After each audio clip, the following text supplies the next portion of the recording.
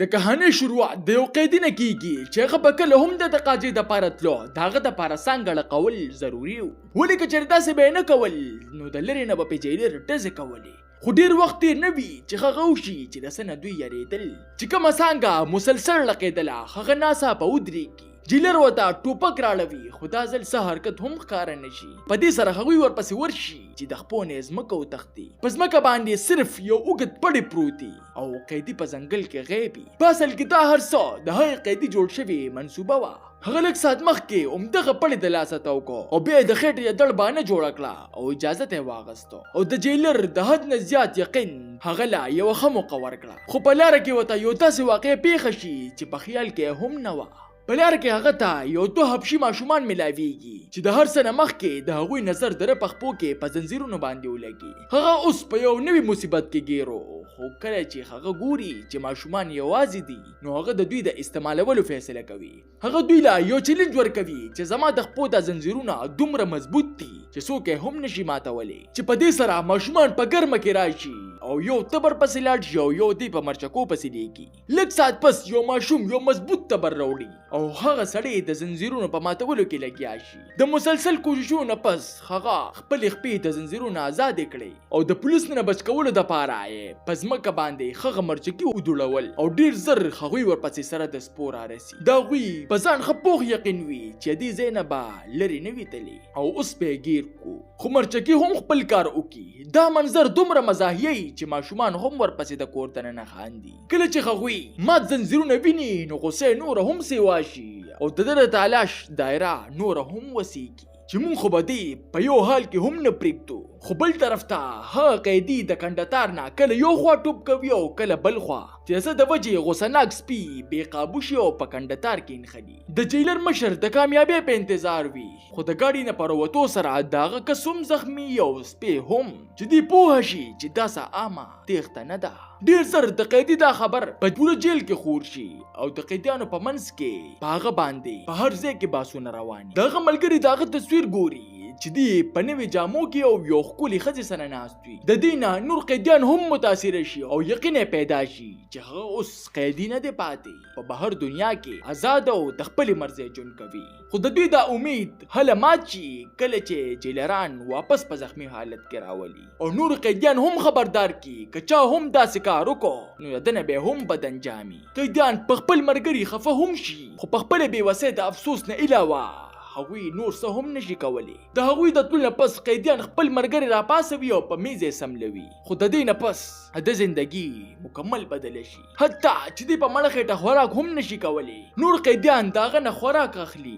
په جیل کې به په ده باندې د نور په نسبت زیات کار کېدو چې د همت مات کړی شي. هغه په کمزوري بدن باندې د هغوی حکمونه منل او کله چې دی په ډیره مشکله سره یوه جوړه کنده وکړي نو جیلر ورته وایي چې دا اوس بنده کا. خو دا مشکلات هم دا حوصله ماته نه کړي. د دې د وجې جیلران په یوې وړې کوټه کې په تیاره کې د یوې میاشتې لپاره بندوي چې دی نیغ شي. خو د خفګان په ځای باندې هغه د یوې نوې منصوبې تیاری شروع کوي او د قید په ځای باندې دا وخت د منصوبې د تیارولو دپاره یوه موقع وګڼي. د ده منصوبې مطابق هغه دپاره په یوه ګنټه کې 50 انډې خوړل وي او هغه په دې باندې یو ملګري سره شرط لګوي. خو د ده په نسبت د ملګري رفتار یې کم وي او هغه شاته پرېږدي. د 50 انډو وزن تقریبا 4 کیلو او اول د ده رفتار هم سیوا او انډې پسې به یې انډه تېروله. خو څنګه چې هغه 34 انډې له ورشي د هغه حالات په خرابېدو شي.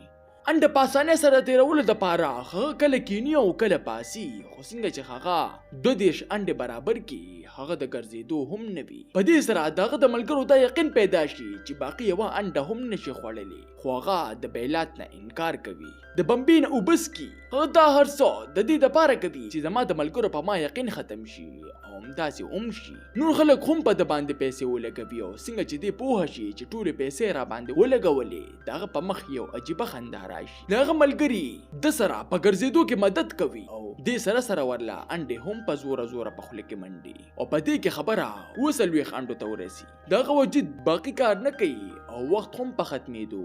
صرف یو منټ پاتې وي چې قیدیان هلاګانې شروع کړي او د ده مخ سور شوي. خو بیا هم دې انډې خوري او څنګه چې ورله اخري انډه ورکړي نو ټول خاموش شي خو هغه تیرولی نشي. دغه ملګری ولا په خوله بندوي چې هغه تیر کی. په دې کې 10 سکنډه پاتې وي چې دی خپل اخري کوشش وکړي او د وخت ختمېدو نه مخکې انډه تیر کی او ټولې پیسې وګټي. دا دغه اولنې مقابله نه وه. دغه د جیل په لومړنۍ ورځ باندې دغه ملګري د جیل د ټولو طاقتور قیدي سره په جګړه کوي. هغه مقابله کې د سخت وخل خوري خو یې په سترګو کې نه وي. هغه بار بار راغورځوي او دی بیا پاسي. دغه زخمونه هم زیاتېږي خو په هغه کې د بیلات ماده د سره ونه. د قیدیانو رویه چې کوم اول صرف تماشګري او په د پسې لاګانې وستي او ټوکې ورپسې کولې هغوی هم خاموشه شي او د همت د وجې د لپاره په سترګو کې یو عزت جوړیږي. د غیر معمولی رویې نه په جیل کې بلا قیدیان متاثر شي چې پس سره د جیل د مشر د سر حسد شروع کی. هغه فیصله کوي چې دې ټولو ته به د غلط ثابتو. د دې لپاره هغه دته یو ناممکنه کار حواله کوي. داسې لاره چې د هغه په جوړېدو کې 3 ورځې لګېدې. هغه دله صرف په نیمه ورځ کې د جوړېدو حکم ورکړي. د دې په اورېدو سره هغه د مایوسۍ په ځای باندې خپل مرګرو له حوصله ورکوي او دا خبرې په هغوی کې یو نوې جذبه راوچتوي او د خپل اخري هدف پورې زور لګوي چې د هغې نتیجه دا روزي چې سړک نه صرف په وخت جوړ شي بلکې د خپل وخت نه هم زر جوړ شي. دا کامیابی د جیل د مشر غرور مات کی او د ملګرو په منځ کې نور هم مشهور شي. بیا یو ورځ د کار په دوران کې په دوی باران شروع شي خو دی بیا هم لګیا وي. د دې انداز نه د جیل محکمه ویریږي چې دی خو به ډېر زر د ټولو قیدیانو ګورو جوړ شي. د دې دپاره هغوی بیا دی په یوې وړې کوټه کې بندوي. بیا څه وخت پس چې کله دی رابار شي نو دته پته ولګي چې مور یې مړه شوې. دا خبره د هغه زړه مات کی خو هغه ظاهره نه کی. قیدیان دله د تسلی ورکولو دپاره راټولیږي او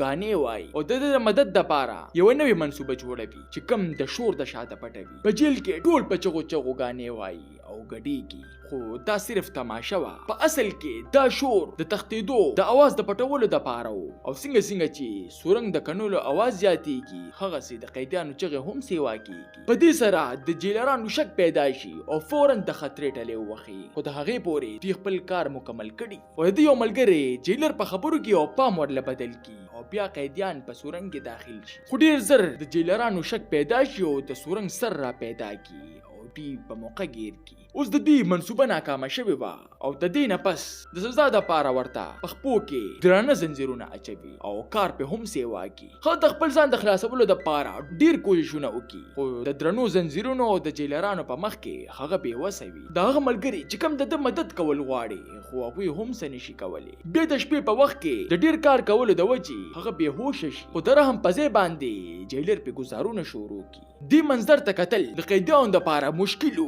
ولې چې کم سړی د دوی د امید علامتو هغه د دوی د سترګو وړاندې ټقیږي خو دوی ته څه پته وه چې دا د هغه نوی چال دی. هغه به اوس په کمزوري وجود باندې په شوق سره کار کوو او د ټولو نه زیات وزن به اوچتو او دې سره سره به په ملګرو اوبه هم څکلي او په خوشحالۍ سره به د جیل په حکمونو عمل کوو. هغه د دوی دومره وفادار شو کله چې جیلر یوه شمشتۍ وویشته نو دې ورغې او په خپله یې ورله راوړه او بیا یې دغه شمشتۍ ګاډي له یوړه خو د بغیر د سیارې ګاډي سټارټ کو د خلکو په منځ کې وباسو او د هغه جګري ملګري ورته هم راوخته او کله چې جیلرانو د خپل ګاډو چابیانې وکتې نو هغه هم غیبې وي او د دوی د سترګو وړاندې وتښتېده چې دوی څه هم ونه کړی شو. بیا هغوی په یو خوشي ځای کې ودرېږي او ګاډی په څانګو باندې پټ کړي چې په دې کې پې شپه شي. د ده ملګري دله مشوره ورکوي خو دوی ورته وایي چې ته بېغمه شه ما د مخکې نه د هر څه غم کړی چې ملګری ورته د یو چرچ لار وښایي چې دوی په خپل منځ کې خبرې کوي او په دې کې د پولیس د ګاډي اوازونه شروع شي. په اصل کې د ده ملګري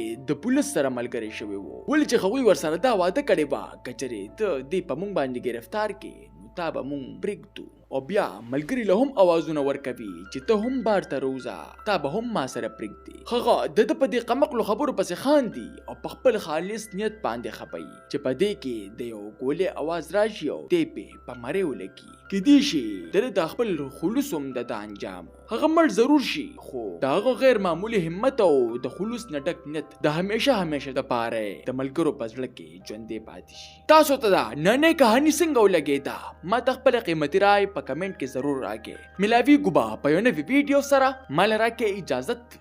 بای بای.